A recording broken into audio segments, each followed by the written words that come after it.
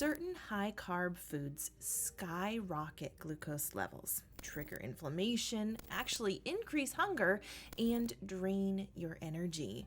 Some of these we've been told are healthy for diabetics, but they actually cause enormous damage and sabotage your body's ability to metabolize glucose, such as the worst breakfast that many people eat, thinking they're doing the right thing. So today we're looking at 8 of the worst carbohydrates to avoid, as well as delicious alternatives to eat instead. First up, white rice is a no-go for most diabetics. Why? Essentially, it's going to spike your blood sugar. Enter the glycemic index, the ranking system for foods, telling you how quickly they'll spike your blood glucose. Carbohydrates high on the GI scale cause a rapid rise in blood sugar, which diabetics need to avoid. And where does white rice stand? On the high end, with a GI index of 73 out of 100. It's a sugar rush in disguise. White rice is quickly digested, spiking blood glucose, damaging blood vessels, and opening the door to complications like heart disease and nerve damage. So, what's a better alternative? Brown rice is slightly lower GI at 68, but still not ideal for most. Now, it's important to note that the GI is a useful guide, but not an absolute rule. That's because people react differently to different foods. A good example is quinoa, which is a great option for many diabetics, but for others, it may spike their blood glucose. Sporting a GI index of around 53, quinoa is also a good source of protein, fiber, vitamins, and minerals. Particularly, it contains magnesium, which plays a crucial role in glucose control and insulin sensitivity. Diabetics are often low in magnesium, so quinoa can be a big help. That said, quinoa can spike some people because, as I said, we all react differently to specific foods. For this reason, testing your blood after eating is a good habit to understand how different foods affect your unique body. This is done with a simple finger prick test or constant glucose meter. By tracking what you eat and how your blood glucose responds, you can quickly identify the foods that work for you. So quinoa can be good, but the ultimate superstar for diabetics? Cauliflower rice. With a glycemic index of just 15, it's a top choice for keeping blood sugar under control. It also contains vitamin C, vitamin K, magnesium, and potassium, helping to support immune function, bone health, heart and muscle function, and of course, blood sugar control.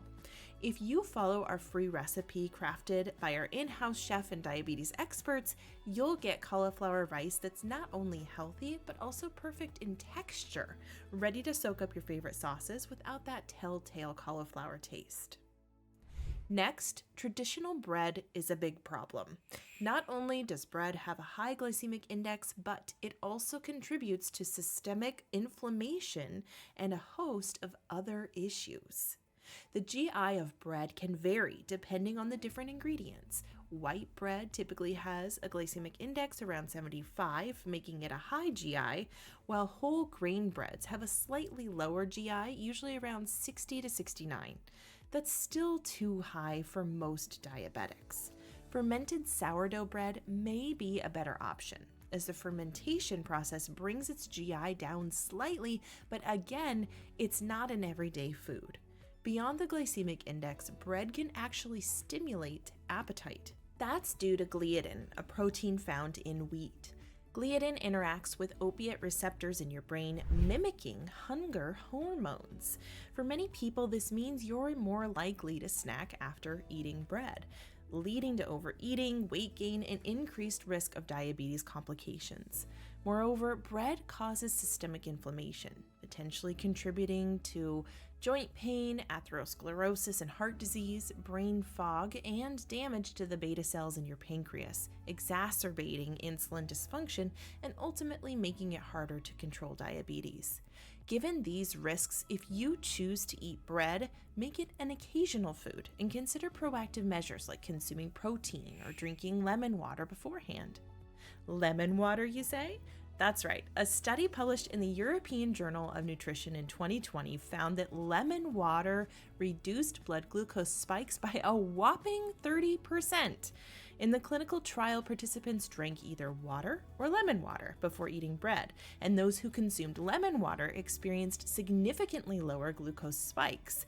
That's because when you eat bread, a starch called amylopectin A reacts with your saliva, immediately breaking down the starch and spiking blood sugar the moment it hits your tongue. However, compounds in lemon are known to blunt this reaction, so if you really want bread, drink lemon water beforehand. As an even better option, alternative breads made from pumpkin and non-grain flours can be a healthier choice. For more on those, as well as our ultimate cauliflower rice recipe, get our free recipe book, Amazing Alternatives to Rice, Pasta, and Bread, which contains over 50 delicious diabetes-friendly recipes, and it's completely free. We'll leave a link to that in the description below, or visit us at diabeticstalk.com to find it. At number 6, cereal stacks a number of problems for diabetics. Just like bread, cereal is generally made from refined grains. Even when the packaging touts whole grains or fiber, which offer some benefit, the primary issue remains. It's composed mostly of highly processed grains. But that's not even the biggest problem. When do we eat cereal? Generally for breakfast, right? Now, research suggests that breakfast should be focused on protein and healthy fats, not carbohydrates like grains.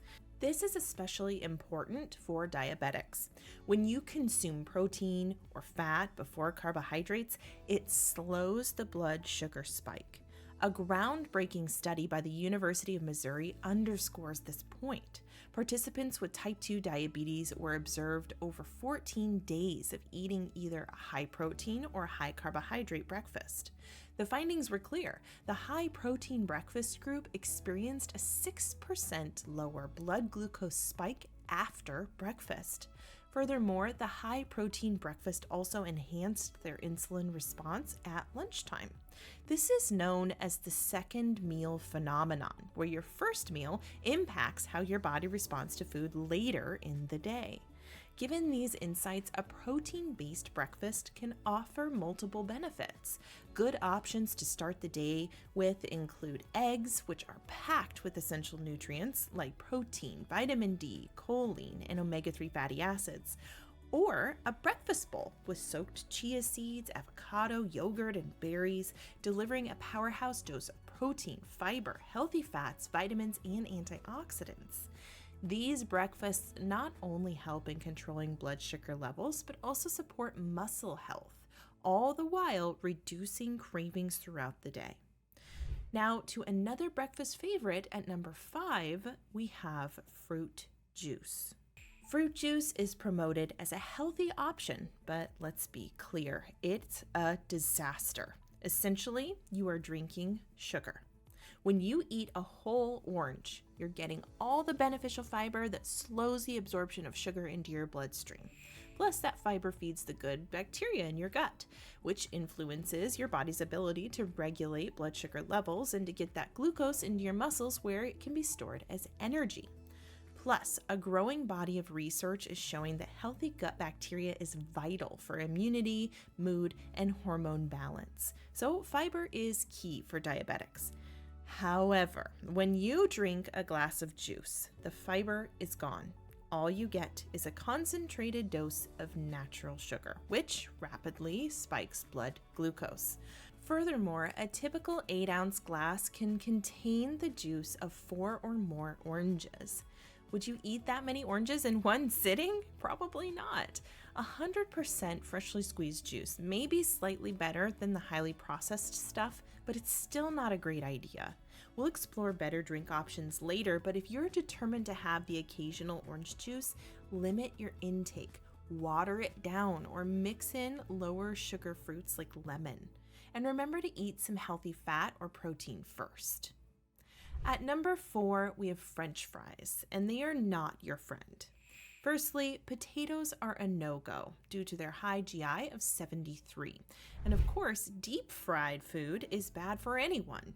Deep frying creates toxic compounds, but even more concerning is the frequent use of these oils. Heating oils over and over again, like restaurants do, produces carcinogenic compounds like acrylamide and polycyclic aromatic hydrocarbons. While healthy bodies can handle a small amount of these toxins, excess consumption, especially in combination with diabetes, wreaks havoc on the body. A potentially better option is oven-baked sweet potato fries. Sweet potatoes have a lower GI compared to white potatoes and beneficial compounds like beta-carotene. That said, they can still spike some diabetics. So again, test your blood sugar after eating so you know whether sweet potatoes work for you. Next, what are you going to put on your fries? That's right. Highly processed sauces are a hidden danger food. While it might seem odd to think of sauces as carbohydrates, peek at the ingredient list and you'll see that they are full of sugar or sugar-like substances. High fructose corn syrup stands out as a modern Frankenstein ingredient, rapidly spiking blood glucose, interfering with insulin function, and triggering other problems like heart disease and fatty liver. Commercial sauces are also laden with chemical preservatives, artificial flavorings, sodium benzoate, potassium sorbate, and more. Even salad dressings tend to contain added sugar and chemicals.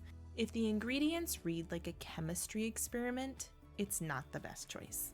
Try a homemade avocado mayo, Greek yogurt, or a fresh tomato sauce instead. For salad dressings, start with a base of olive oil, lemon, and apple cider vinegar, and experiment with things like mustard, crushed garlic, and spices. At number 2, soda and sugary drinks are going to skyrocket blood glucose, making them a disaster. What about diet soda? Again, it's best to proceed with caution. A growing body of research is showing that artificial sweeteners like aspartame and saccharin in diet sodas have significant side effects for insulin resistance, nerve health, gut microbiome, and the brain. For example, a 2016 study found that aspartame may cause nerve damage, which diabetics are highly already at risk for. And a 2009 study in the journal Diabetes Care found that daily diet soda drinkers face a staggering 67% increased risk of type 2 diabetes and a 36% higher risk of metabolic syndrome. If you're looking for a bubbly sweet drink, try sparkling water with a squeeze of your favorite fruits. Kombucha is a great sparkling option which supports your gut health. Coconut water provides essential electrolytes, supporting blood health and glucose control. And chilled teas offer a number of benefits, such as polyphenol-rich hibiscus tea, oolong tea, or green tea, which all have been shown to improve diabetes as well as support the liver, stabilize blood pressure, and reduce inflammation. And the very worst is a commercial pastries and baked goods. We're talking about store-bought croissants, muffins, and cookies. These combine everything bad we've discussed already: refined white flour, sugar, inflammatory vegetable oils, chemical preservatives, and more. Instead, make them at home. Then you can easily substitute ingredients like coconut or almond flour to avoid the blood sugar spike and long-term damage. Finally, it's important to note that we do need carbohydrates. Our brains are powered by carbohydrates. The goal isn't to eliminate all carbs, but to make wise choices. For more on that, you might want to watch the video on 10 superfoods that diabetics should eat every day.